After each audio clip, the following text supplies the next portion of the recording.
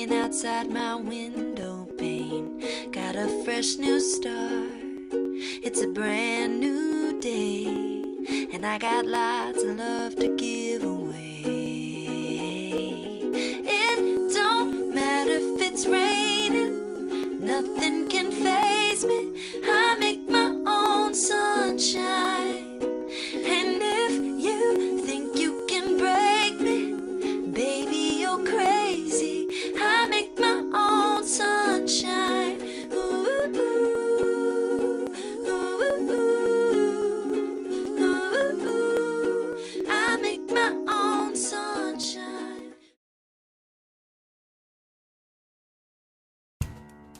Well, in the classes that I teach in the secondary education department, one of the things I'm trying to get my pre-service teachers to understand is that adding sustainability into their curriculum is not something that's an add-on or something extra that they have to do, but you can take almost any issue that you're covering in the schools and look at it through a sustainability lens. I've never thought of what I'm doing in terms of global sustainability, but I do think about it in terms of global responsibility and the idea that we should know about the world and know about how what I'm doing here today impacts somebody here today and also somebody all the way across the world, and be responsible for my actions. And it doesn't necessarily mean that I can correct all of them instantaneously or suddenly be a perfect person, but that at least I can raise that awareness and try to do things continuously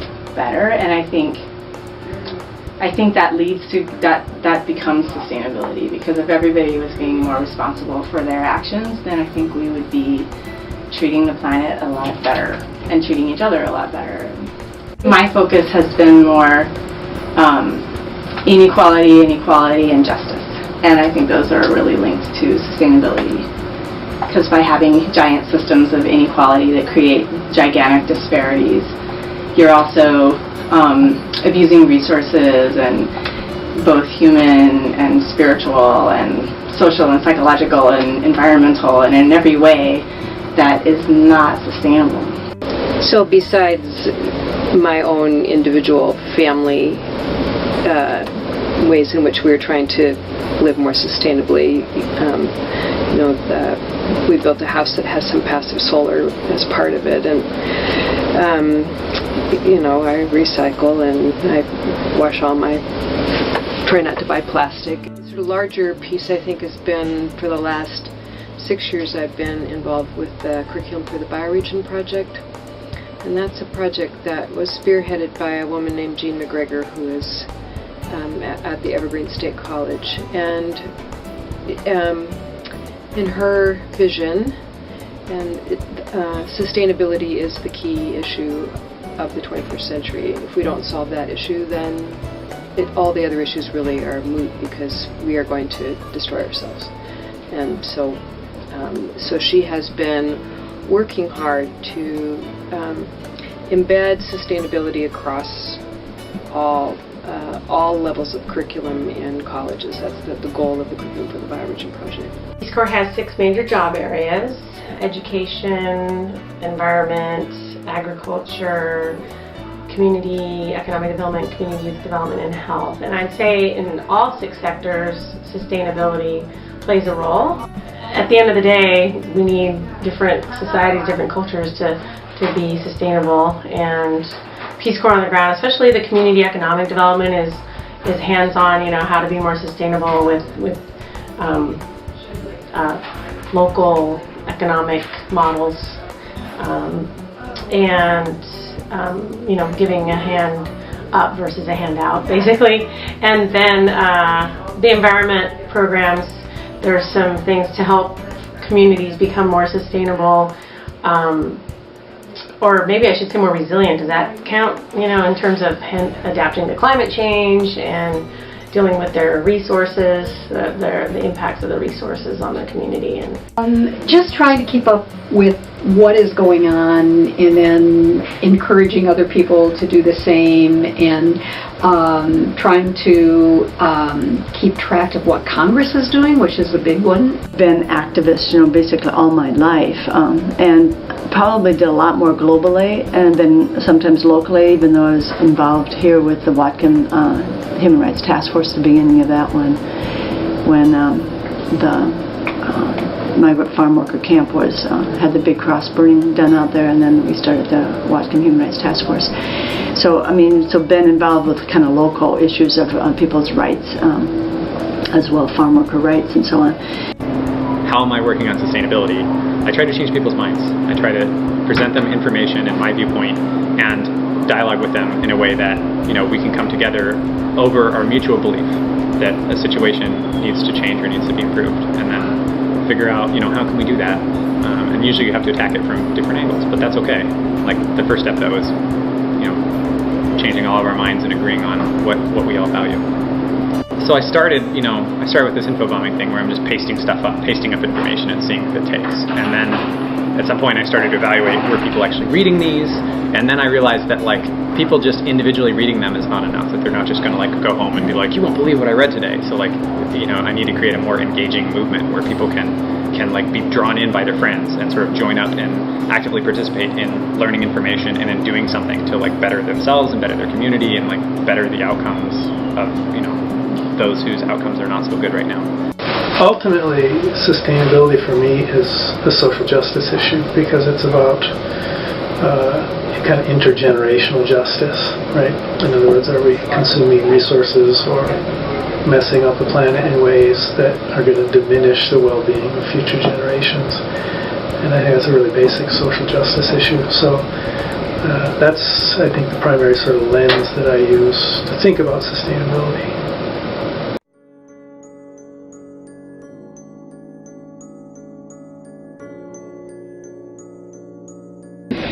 Yeah, that's been a hard one. I feel like I struggle with that almost at different times, because when you know what you know, like you do too now, it's this class around what's happening, the scene is pretty grim in many respects. And yet, there's, like David Suzuki said, you can't quit. We can't stop because there's still hope. We can still turn things around, or if not turn it around, we can learn to live in a different way, think differently about who we are and how we are in relationship to the earth. So I guess the hope for me is that I see this happening more and more now. I think more and more people are waking up. And really recognizing that, it's almost to the advantage of the global abusers for us to think, I'm just one person, what could I possibly do? And that notion of powerlessness is so false. And so I always think of, how do we fight that cult? There's a lot of different things that I think we should do and can do, and one of them is to just find our allies and the people who inspire us and listen to their words and find out what they're doing and be around them. And so I think just you have to have your clan, and you have to continually remind yourself that you're not alone in doing this work. As I see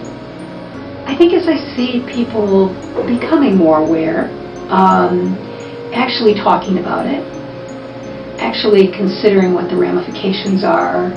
Self-care is part of it, and that's where the contemplation and reflection comes in, is actually taking the time to reconnect with what empowers you to do the work in the first place. So if it is being on the water, or for me it's being in my garden, so that putting my hands back in the dirt is part of what re-energizes me to keep working on these things. So it's fine, but doing it in not just a random way, but in a conscious way, that I know I need to refeed that sense of purpose with time that connects me to my sense of place, to the things that I love about it. Ego, I think, gets in the way a lot of time. People feel like they have to have some great kind of impact, and I really feel like we're all much more. There's this great analogy that Alice Walker said, where she said really it's like a relay race, and all your job to do is to pass the baton from where you start to where you finish, and you don't need to know how it's going to end. And really, if we all do our job as a planet, we will move this race forward. And you have to have hope. You have to have hope that that creativity is going to get us out of this. There are some pretty depressing statistics and some depressing figures, and if you dwell on those, you yourself will become pretty depressed pretty quickly. But I think there's hope in the creativity of my students. I think there's hope in the creativity of students who are just beginning public school right now, who will really be the ones who are bearing the brunt of this. We may have to make some changes as a society. I think we will have to make some changes as a society on what we deem as successful, what our definition of success is in the future. But I have hope in the young people that their creativity is going to help us manage the transitions that we're inevitably going to have to make. It is difficult to stay hopeful. You know, you think things like climate change, loss of biodiversity, you know, the loss of language and cultures around the world, loss of habitat. You think, oh my goodness, how am I going to stay hopeful? But what I do is teach teachers how to be teachers, and I figure none of the problems we have, none of the challenges we face got started overnight. They were generational, hundreds of years really in the making, if you think about climate change. So I don't have to see daily, you know, evidence like, oh yeah, we've lowered the carbon footprint of this building because I've done this. I can't do that. I mean, we just blasted through 400 parts per million of, you know, CO2. You know, I can't fix that. I mean, but I can help maybe some teacher, help a student in his class decide to do something different when they're old enough, and that might be the tipping point. That's all it takes. So it's like this never-ending task. I mean, I don't have to feel like, oh, I got it done. Check sustainability off on my list. You know, it's just the next day. It's like, oh, what can I do today? So it's kind of a fun challenge. You know, I think hope is really important, and I think it's related to people's belief that they can do something about a situation. So if you're just overwhelmed with all these depressing facts, then it can be really depressing, and you won't necessarily have hope. You know, like something that's such a huge problem that you have no way to contribute to. You know, global warming. It's like, what am I going to do about global warming? You know, I'm going to like turn the lights off when I leave the room, or like I'm going to, you know, my bike commute once a week. How is that going to, you know, change global warming? And so it's very difficult for people, because those are the sort of solutions I hear thrown out. And so what I do is try to look for historical instances, like other people that have already invented the wheel, that has this, and when they've invented the wheel, that equation for the wheel involves, you know, working with others and like feeling good about what you're doing and also having some success. And that's what I try to look for, like whatever problem I'm looking at, I try to look for someone else who's already kind of solved it, and where people enjoyed working on it, they felt like they were making a difference. Because if people don't enjoy what they're doing, they don't feel like they're having an effect, and they're not going to do it for very long. But if they like what they're doing, then they will do it. I also have a sort of long historical worldview, I guess, which sees humanity as a whole as moving through a process of social evolution, a kind of developmental process. That, to use a really simple analogy, is kind of like the evolution of, you know, an individual, in which we move through phases of infancy and childhood, and the individual moves through a period of adolescence in which it assumes its sort of full physical powers, but those powers aren't tempered with the kind of wisdom and experience and thoughtfulness that comes with maturity. In some ways, humanity as a whole is like that. But now we've reached this sort of full height of our physical powers. So, you know, technologies, the numbers of people on the planet, we're starting to have an impact that is disproportionate to the sort of wisdom and maturity that you know, we haven't yet developed. So part of the challenge really, I think, is fostering and developing that kind of maturity, which occurs at the level of individual consciousness, also at the level of sort of our collective cultural codes and norms, and then also at institutional levels. So in that broad historical perspective, I think it actually provides a source of optimism, which is that maybe we're moving from a sort of state of relative immaturity or sort of adolescence towards a more mature state. And the question then is, how do we advance that process effectively and consciously and purposefully?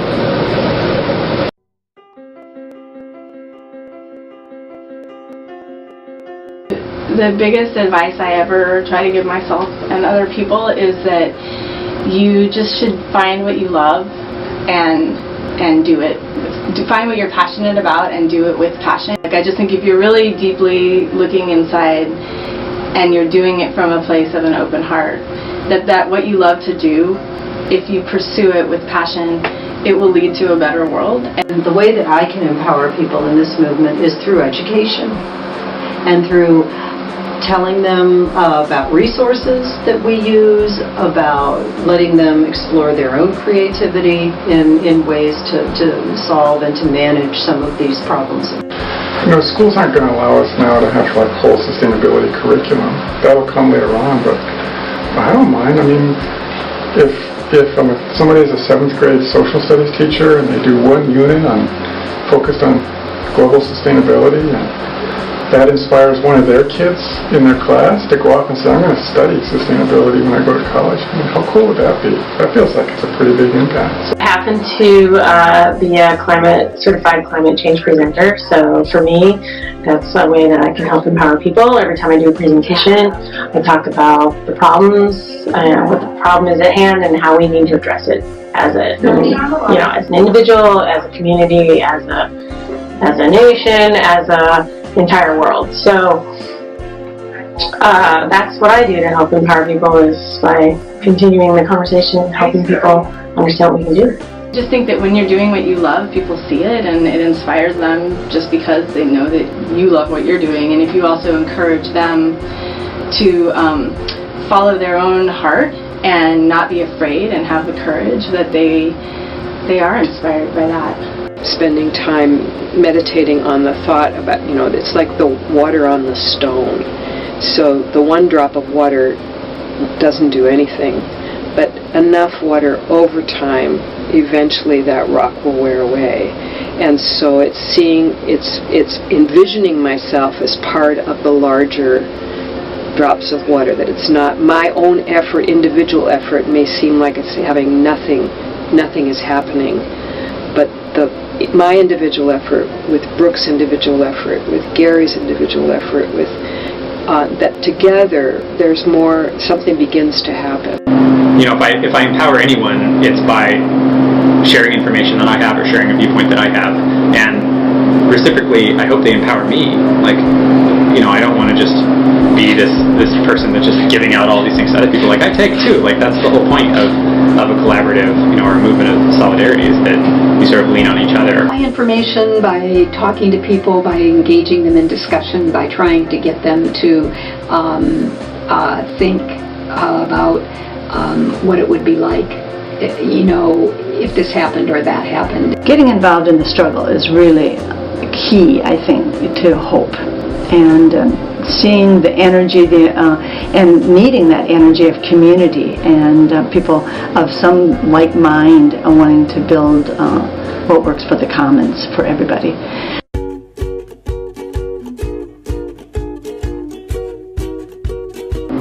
I think to some extent hope comes from within, that it's born inside you, but I think that hope is fed by the examples of successes that others have had. So when I look back in history, I see other people who've tried to change the world and have been successful in doing that, and those people give me hope. The thing that gives me the most hope is I go out my back door and I sit on my back deck and I just watch birds or rabbits or the deer that live in my neighborhood, and I think, humans are just one, and, the many species on the planet.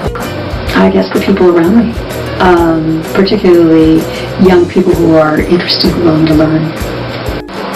I have a 9-year-old daughter, and she's in the 3rd grade, and she's already starting to use the language of sustainability, of finding joy and relevance in nature, and turning off the faucet when she's brushing her teeth and not letting the water run the whole time. She's our own recycling police. People get up every day and do their best to make the world a better place. Yeah. I don't know how to not. I think it's love. I think when you look in someone's eyes, you can't not love it. Right now, students give me hope in terms of what they're even doing with 350.org across the nation to have universities divest of fossil fuel. I think students are right in the forefront. People that I meet who really are, I think, rising to the sort of levels of maturity and consciousness that I'm talking about. Oh, the students. Absolutely. Absolutely. People give me hope. I think when I see other people being compassionate or showing kindness, it reminds me that I have that capacity and that the world has that capacity and that we can build a community where people care about each other. And that reminds me that there's good in the world. Human capacity, like thinking about what it is that we're able to accomplish collectively together, that gives me hope. The generosity of mankind. People who want to talk but then have the ability to listen. Ice cream. Happiness or the sunshine coming up another day. People who have new ideas. Discovery. Random acts of kindness. Love.